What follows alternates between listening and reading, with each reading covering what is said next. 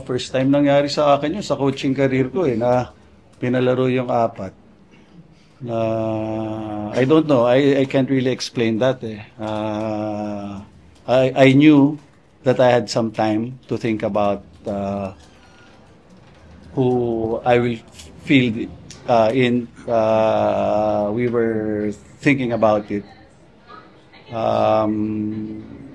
Pero biglang pinalaro ng referee, no? Hindi ko alam eh. Sabi ko nga sa inyo, we are trying to really understand how they interpret it. Pero today medyo nagkaroon ng konting confusion.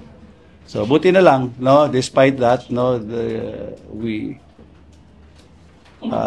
ano ba yan, 10 seconds I think, no, nagamit ng UP.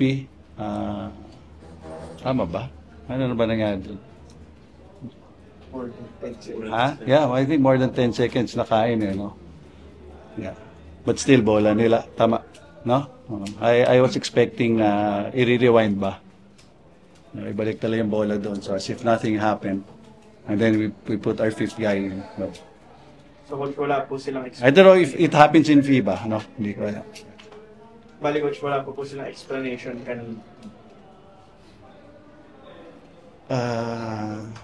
Well, number one, we deserve an explanation from them. We expect the Commissioner's office to reach out to us, no, at least malang explain. And si Commissioner Jai naman has been doing his part, no, medyo open, very open yung communication niya with the coaches. So, for sure, baka hindi pa matapos yung gabi, alam na namin. No?